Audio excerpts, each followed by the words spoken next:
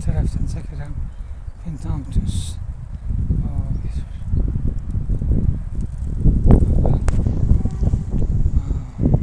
Siz Fintam düz sizinlə gəldim ki, görəsən.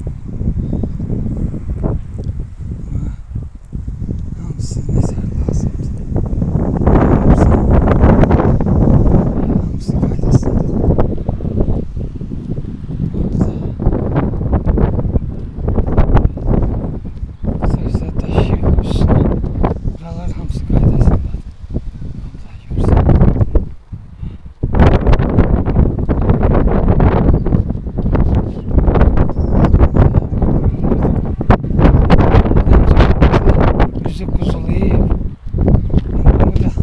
Zakirə demişəm, 2-3 müşok siment alacam, üstüne bir də qəşəng styaşka verəcək. Bir də burada bəs bir şey. Vidamız da buradadır. Buralar bəs siyahlaşka attıracam. Vidamız da buradadır. Hamısı belə ancaq moşunu düşsün. Hamısı qaydasındadır. Burada bak. Vidamız da burada bəs torpaq çox olur üstündə.